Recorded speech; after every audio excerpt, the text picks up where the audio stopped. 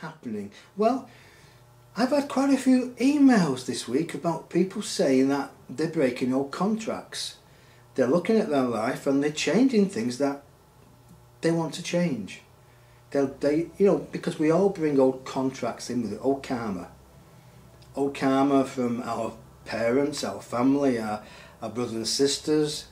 We bring all sorts of karma in with us, all sorts of contracts that if we do it right, we can release them.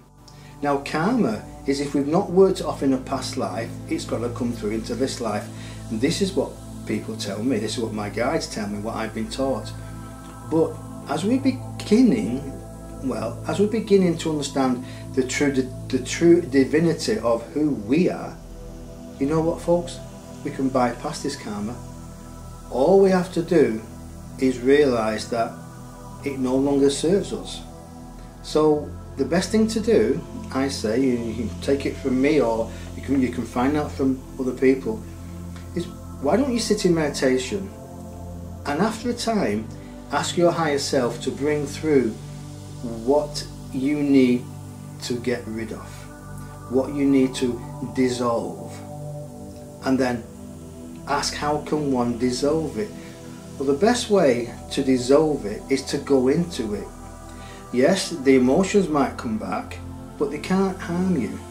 And then when you've got the emotions back, you come right to your knees and you say, right, this does not serve me anymore, so be it, go. And then as you go, things start to work. And so, sorry, I just got a little bit distracted then. Somebody was jumping in and out of Skype there. I don't really know how to turn it down. Yes, I do. I can't turn the volume down because I will switch a caller off. So, releasing contracts is very, very important, folks. You have to do. I'm asking for advice here because it's about releasing your old thought patterns of who you are, what you did,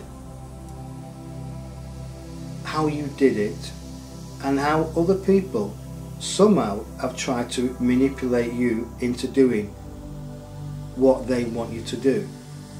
Now once you realise this, you start to understand that you were born into a family, and the family has consequences. You've chosen this family, all of you, and your family has chosen you. You chose your parents, you chose your mother, and your mother has chosen you to be able to hold your soul in her body for the period of 9 months or shorter or longer, but for that period roughly, and then to bring you into the world for you to have your experience. Now experiences come in many forms, many shapes and sizes. It doesn't really matter about the experience. What matters is how you go through it, how you cope with it. I've always said to people, you know, if their experience is painful, then there must be something that they have to go through in that pain to realise that maybe they've inflicted it on somebody else. Now we're talking of old thought patterns here, of old karmic responsibilities coming into the world, because now is the time to let go, because you can't take this way you think about yourself over into the new world, into the 5th, 6th, 7th dimension. You can't do that, folks. You have to, in a way, let go of much of you can, you have to let go of as much as you can about your old self, because the new human template is on this world now, and you are the new human template. It's all to do with your DNA. Yes, I was talking to a dear friend the other day, and my people were talking to her about the DNA and how it would change, and now it is changing, and now we have to understand, if we can, at this level of understanding, that when the DNA changes, we change. But we have to move forward, all of us. If we stay still, we're going backwards. So it's a matter of releasing and recognizing when things come to you that, you know, this is no good, it doesn't serve my higher self. And when you recognize that, when you recognise that this situation that you're going through doesn't serve your higher self, then you can say, well, how can I get rid of it? How can I change it? How can I exchange it for a better experience? So then you go within. Now, the counsellor have been telling people to go within, or asking people, that's not telling the wrong word, forgive me, that's my mistake. I've been asking people to go within for as long as they've been with me. And they came one day when I was giving somebody a consultation. They just turned up out of the blue, and even the client I was talking to said, what's happening to you? I said, I don't know. So I asked what was going on, and they told me. We are a different group of people, and we are connecting with you now. And it's grown. There were 6 at that time, and now it's grown to 12. Counsellor 12, then there's the Galactic 7, and then there's the Court Jester, and then there's Joan of Arc as well. When the Court Jester comes through, he's so funny. He's not been around for a while. It's a shame, because I do miss his old English charm. He speaks in an old English accent. Fantastic, really, really good. But these are part of me, actually. You know, when we realise what's going on, and we look at ourselves, and we look at the split personalities that we are, the many dimensions that we have, interdimensions, galactic dimensions, we are basically our own guides. Now, you know, folks, when somebody told me that, I didn't want to believe it, because I wanted at that time something outside of me, something that was an exterior from me that I could relate to, that I could ask questions to. I didn't have the courage to think, this is me. If it's me, why am I in this mess? And it doesn't really work like that. So when I was told that the Council of 12, yes, there are 12 ascended masters, and they link with my intuition, my consciousness. I'm a conscious channeler. I don't go into trance. I understand what's happening. I understand the words they're bringing through. Even though they bring it through in blocks of energy and pictures, I then have to transfer it into pictures, the energy that they bring, and it's unbelievable when it happens. So I don't want to digress, but I think I have done this slightly, so please forgive me. I am English. That's my excuse anyway. And it's quite good because I'm waiting for the council to come in, and sometimes they put me through it and say, no, you're good enough. You are good enough. Talk about it. Talk, because we're here. And if they're not here, what they do, well, they are here. But if they kind of watch what's going on, and they put the odd word in, and then when the channeling session starts, it's like, wow, then they really take over. But I have to change my eyes. Change my eyes, I like that. I have to close my eyes for that, because I just want to go within. And that somebody says, when you close your eyes on video, you are creating a barrier between the people you're talking to. I can understand that physically to a point, but if they close their eyes as well, the people I'm talking to, or the audience, or the people who are listening to this video or this broadcast, then they can connect with the words. So it doesn't really matter about the visual aspect, even though I am videoing this now to put on YouTube later.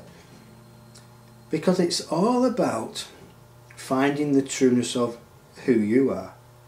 And there's plenty of good teachers out there. There's teachers who talk about galactic connections. There are teachers who teach you how to go beyond the clairvoyance and the tarot card people. And there's teachers who are giving workshops about personal development.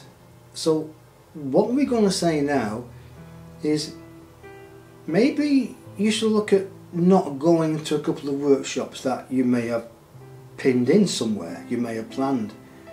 Because if you go within, and this is what we talked about before, and forgive us for going a long way around, all your answers are inside of you. But you have to dig deep. You have to ask yourself a question.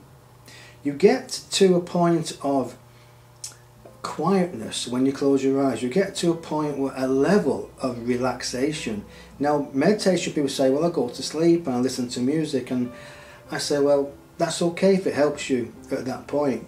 But true meditation is when you're absolutely wide awake and you're sensing and you're feeling, but you're not actually sensing or feeling. You are in the moment, but you are so aware of what's happening, even though there's nothing happening. And it's that now moment. And some of you will be able to hear the Om. And what happens when you sit in meditation, it slows the aging process down. Yes, wow. I wish I'd known this many years ago. I'd have sat in meditation when I was 15. I only started when I was 30. And really meditating only properly about 10 years ago. Now, this is funny, let me explain this. I was interested in meditation under Paramahansa Yogananda. That's the founder of Self-Realization Fellowship from India, which is in Los Angeles. So that's Paramahansa Yogananda. And I received all the stuff that I sent for, because I thought, well, this is one way that I'd like to go, because he explained it in a nice, loving way. So I got the stuff. I thought, right. And then I didn't really have time to meditate. I kept putting it off, to be honest, which was a bit stupid, because something happened which gave me a lot of time to meditate. I snapped my Achilles tendon when I was trying to put my big motorbike on its stand. I'd just been out for a ride and I was putting it away in the garage, and I had to put it on its stand, and I pushed down on the stand, but I forgot to lift the bike onto the stand, and my Achilles tendon snapped. And I thought, what's that pain? Was horrendous, like elastic band, and it, ouch, and my leg was flopping about. I couldn't walk, I kept falling over. It's crazy, isn't it? So I dragged myself to my car, I left the bike where it was, and I went to the hospital, and they informed me that you snapped your Achilles tendon, to put my leg in plaster for 3 months. Wow. Well, for 2 months. It was supposed to be 3, but I did some healing on it. I strapped a few crystals on the plaster cast, and it helped to heal it. But that 2 months upstairs said we had to make sure that you meditated. We had to get your attention. And it's like kind of, okay, have I caused this? I must have caused this on purpose, because my ego probably was not wanting to meditate, but my soul was saying, yes. The intelligence in my soul was saying, you've got to meditate, Barnsey. You've got to pull your finger out and meditate. So in that 8 weeks, or 9 weeks actually, and even after that, because I couldn't really walk that far when I got the plaster off, even though I was driving the car, a bit naughty really, but I was. So I learned to meditate in a nice way. I had some fantastic experiences.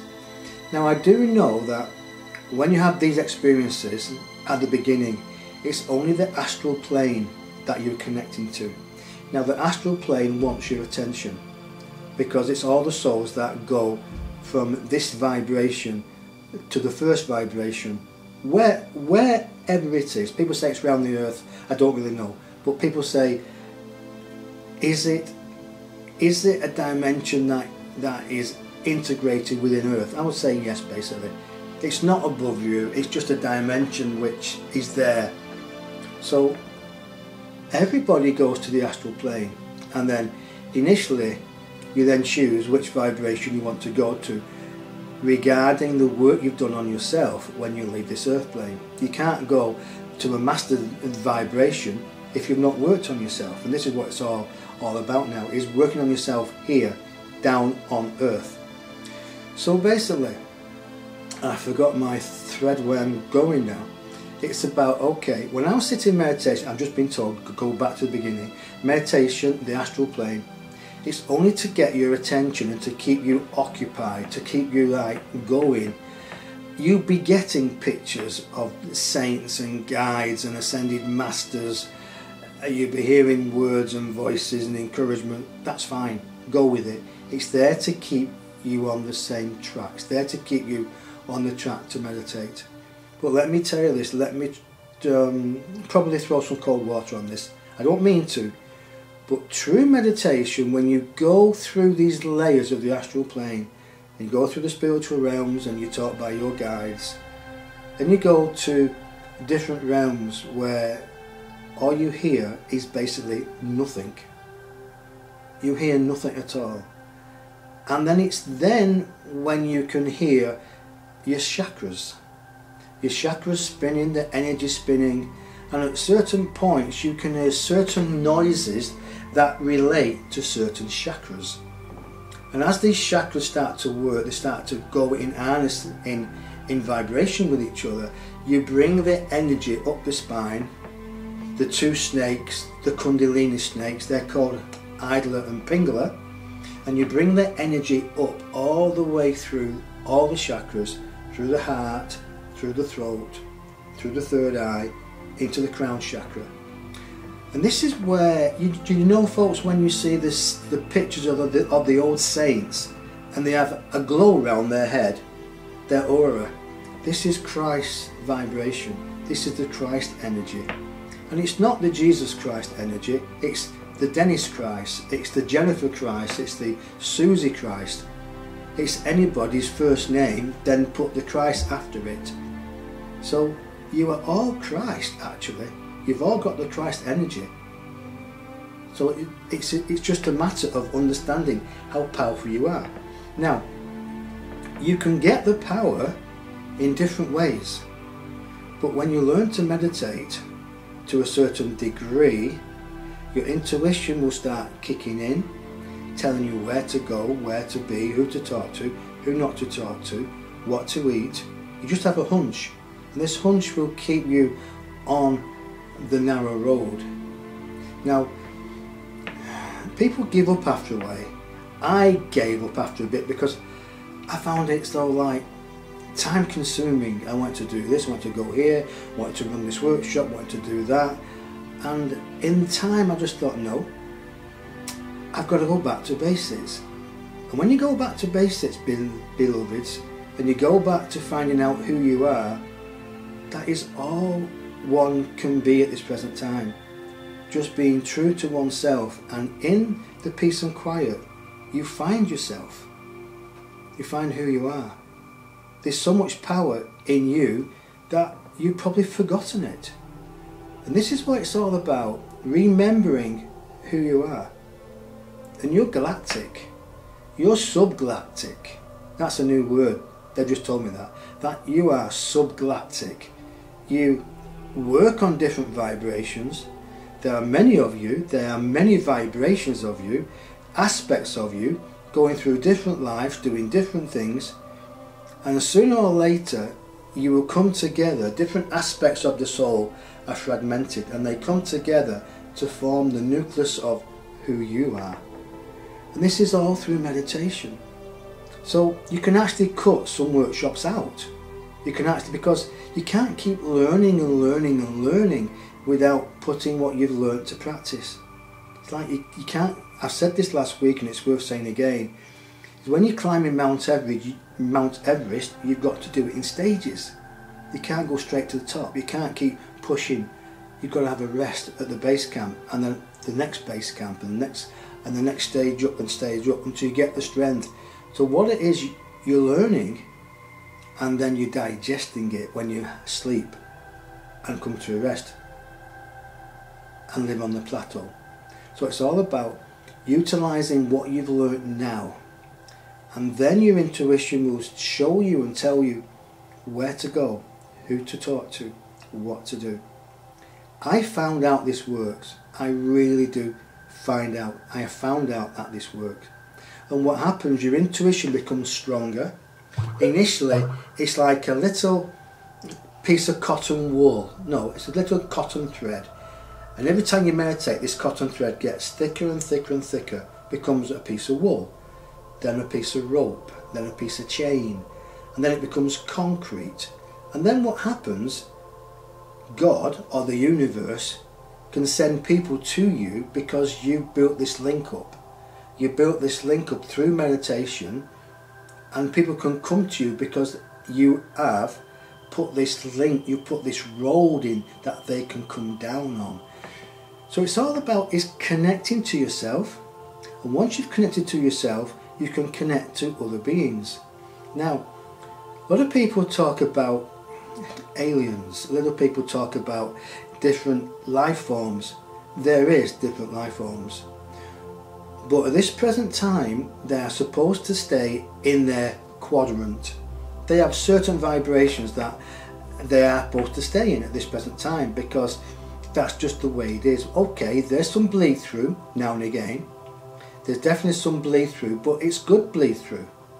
So we say to people, concentrate on finding out the trueness of who you are and leave the other species to themselves, because you are a species as well. You are a species. I can't say that. You are a specimen, an alien specimen yourself, but you've got two eyes, the nose, you know what I'm talking about.